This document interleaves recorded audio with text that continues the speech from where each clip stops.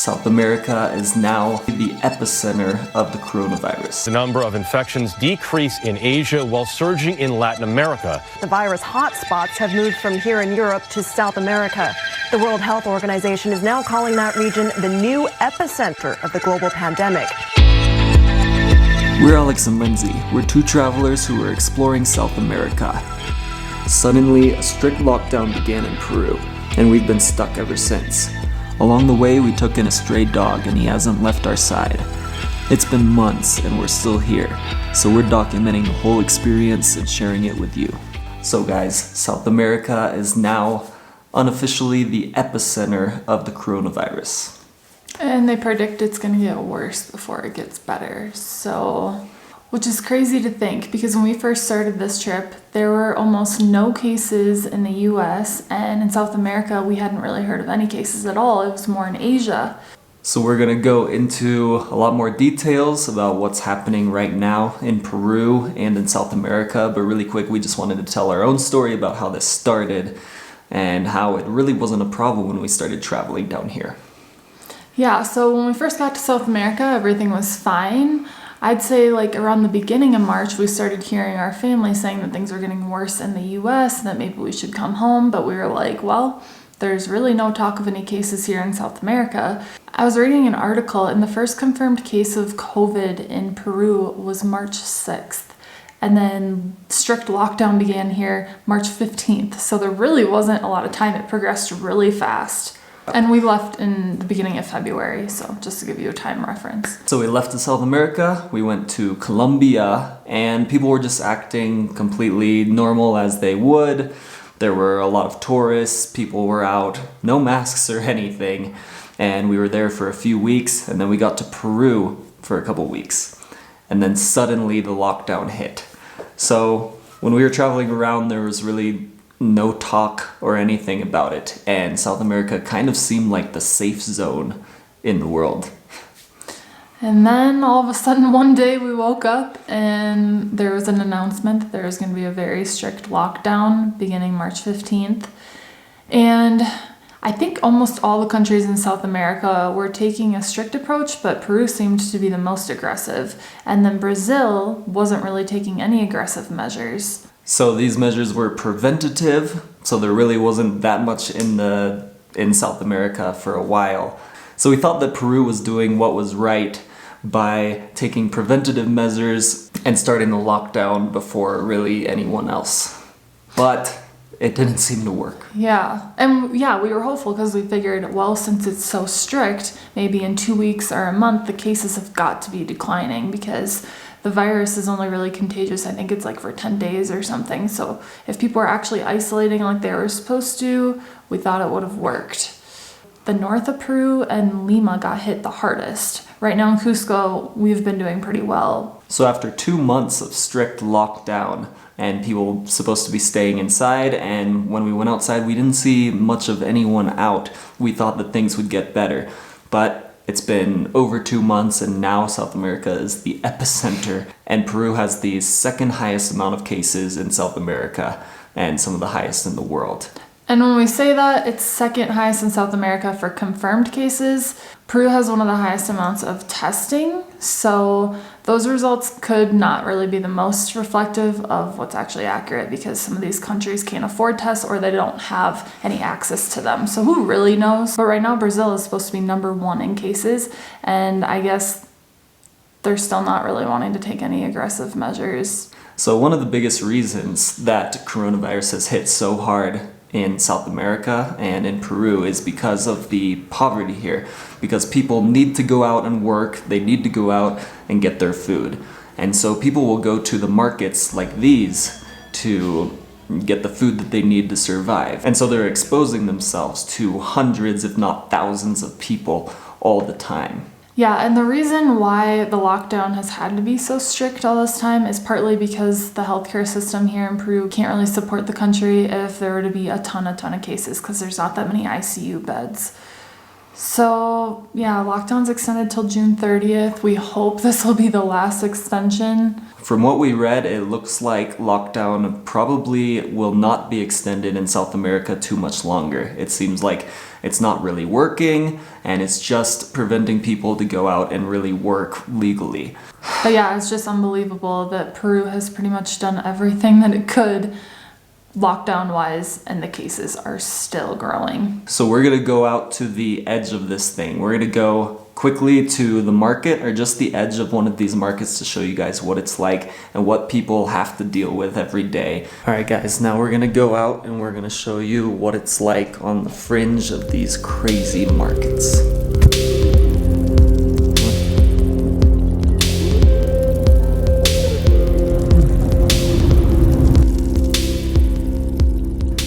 So look at this, we have these sanitizing stations all over the city. This is a bus station here, or a bus stop, and now they've spray painted these circles to keep you apart. You have to stand in these circles.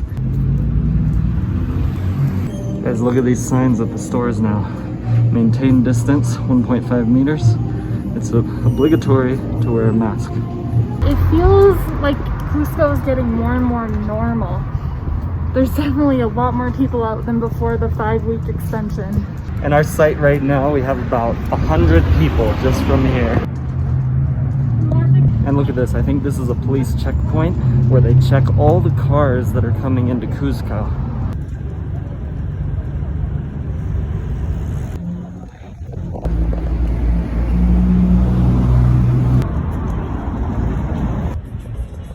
So there's blue. So we have to order from out here. Red, no. Color. No. No, right. So they finally let Lindsay in, but they won't let 2 people in. She's looking for an actual collar for a potato now. Huge line of people over here. So is it like stimulus checks or some kind of assistance for coronavirus? Yeah. I think they do.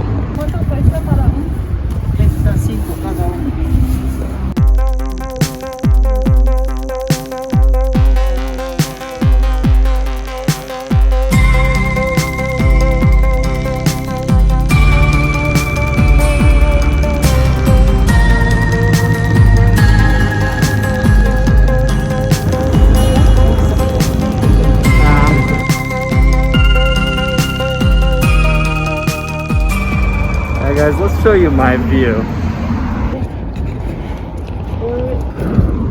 Money.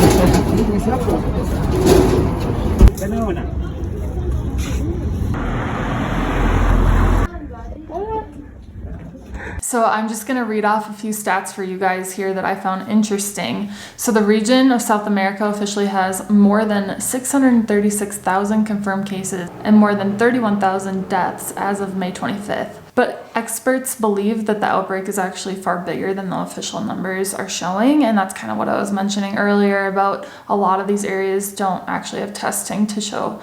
So people could be having COVID and have no idea if they officially have it. Brazil, the continent's largest and most populous country, has the largest outbreak with more than 363,000 confirmed cases. And their president is still refusing to take aggressive measures, so he's still minimizing how serious this is, which is actually not helping the situation at all. So in Chile, the government's inability to provide food to everyone has caused Chileans to go out into the streets and to protest. So there are protests going on in Chile right now. So I don't think it's as strict there from what we've heard as it is in Peru.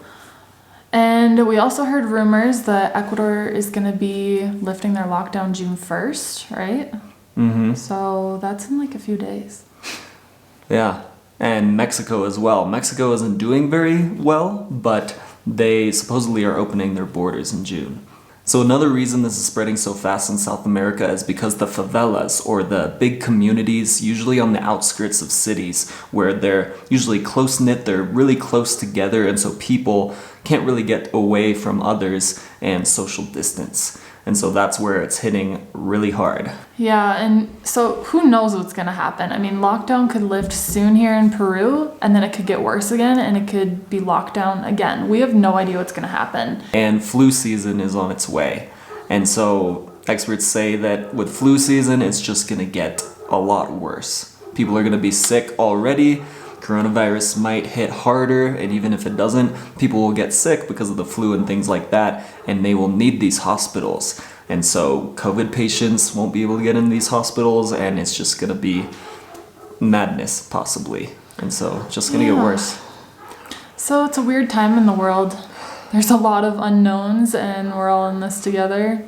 No one knows what's going to happen with coronavirus or how long it's going to last. But hopefully things get better sooner rather than later. So for our own personal situation, we are from the US, and obviously it has been really bad in the US for the last month. The US was the top contender for COVID. And now we're in Peru, and Peru is becoming one of the top places. So it's not really the best idea to go home, or it wasn't. And now it's not really the best idea to be here, where it's just going to get worse and worse and possibly be the epicenter for the next several months and even get worse. So we're stuck. No options seem great right now. Staying doesn't seem amazing, but also going home isn't the perfect solution either. So we just wanted to go over some of the pros and cons of leaving and staying with you guys. We've talked about this many times. We have not come up with a really good solution or what we want to do for sure. There's no easy answer whether staying in Peru is the right option or going home is the right option. All right, so pros of leaving. We get to be home with our families. We wouldn't be spending as much money because we wouldn't be paying for Airbnbs, although we probably would spend more money on deliveries because food is a lot more expensive in the US. But you gotta take into consideration how much we'd spend on a flight to get home. Literally, it would be probably $2,500 to $3,000 for the flight alone, which is a lot of money for us. And then to get to Lima, to fly out of here, that would probably be easily, I'd say $800 to hire a private car transport to Lima. And I was talking to a local, and he said that you have to pay for the driver's meals, and Lima's a 30-hour drive, so that's probably like 3 days worth of driving. Also probably their accommodation, your own accommodation, gas, and wear and tear on the car, the driver's time, and you have to pay for them to take you to Lima and for them to get back, because they're probably not going to be driving anyone back to Cusco. So we'd be paying for a round trip thing. So the price to get home is a lot. Yeah, so hundreds of dollars each just to get to Lima, and then a couple thousand just to get to Miami, and then we would either have to get to Minnesota, where Lindsay's from, or California, where I'm from, which would be another, who knows, several hundred or 1,000, depending on what flights are even offering right now. We really don't know because they're all going bankrupt. Yeah. So financially, then I guess it probably does make more sense to stay because we'd be spending all that money for a flight home. And then health-wise, the risk of contracting coronavirus is probably the same here as back home. So there's a lot of cases in South America and in the US. The US isn't taking it quite as seriously, but when it comes to healthcare and everything, obviously it would be better if we were home where we're from. We can go to the hospital there if something happened. Here, we really don't know. Back home, we'd have a lot more freedoms. We have hardly any freedom here, and it's starting to wear on us, or I'll speak for myself, it's starting to wear on me. So there are kind of partial lockdowns back home, but you're allowed to leave your house. There isn't a military or a police presence forcing you to go back home. There's no curfews at 9 p.m. Lindsay had a cop follow her and follow me home from the main center because she took out her phone for 10 seconds. And he followed her for 2 minutes until he caught up to her. And then he got mad that I didn't have my official document for my passport. I had a copy, which a copy is totally okay. Not to say we don't love Cusco. We love it here for many other reasons. It's just harder when it comes to the police. Yeah. And everyone's going through that here, so I don't think it's just hard on us, it's hard on everyone. Yeah, just comparing to back home how it would be. Yeah. So, I don't know. It sounds like at this point we're probably going to stick it out If lockdown gets extended again, especially if it's for another 5 weeks, I really think we'll go home at that point, because, I mean, that will be crazy. That will be over 4 months, which is a third of a year spent inside. That's insane. We don't want to come off like we're complaining, because that's not really what we're doing. I mean, maybe in a sense, but we know that a lot of people have it a lot worse. Yeah, we're not complaining. We are just comparing, so that you guys know, comparing what it's like at home compared to here. I mean, obviously, we have stayed here when we had chances to go home for the last 3 months, so and we chose to be here. What do you guys think about our pros and cons? What would you do, and how do you feel about South America being the epicenter? Are you surprised? Yeah, we get a lot of conflicting comments from you guys. We get a lot of you saying that we should go back home to the USA, but a lot of you say that it would be safer and better to stay here in Cusco. We get about half and half, so I don't know. It's still very interesting to read your comments either way. Hi, my name is Kelly, and I am also stuck in Cusco. I know that this is a very stressful time for a lot of people, but I've been pretty zen.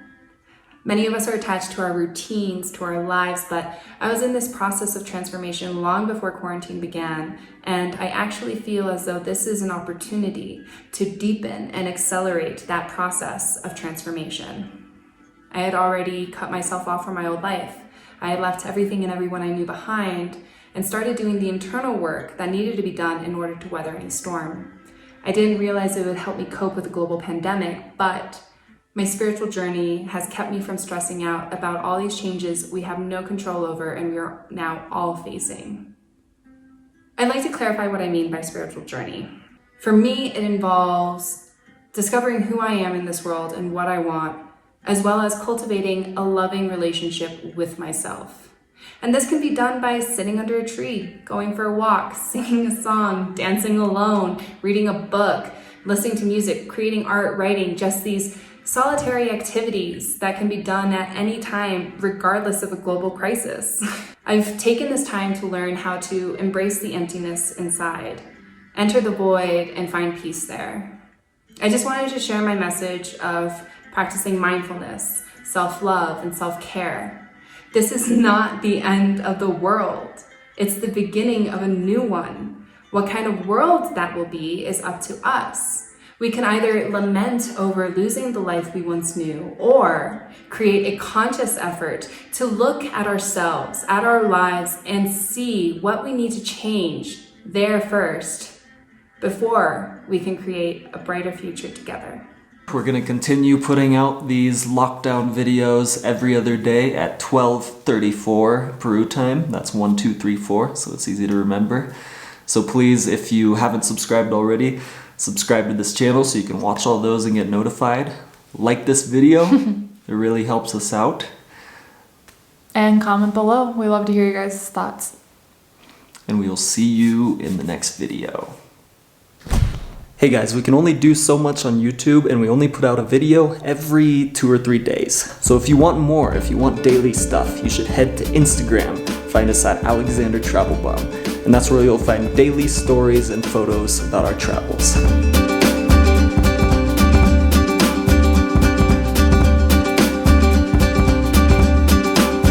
Hey, thanks for making it all the way through this video. If you want to watch more, click one of these videos. Subscribe, because I'm traveling all around the world and I'm sharing the whole thing with you. Thanks.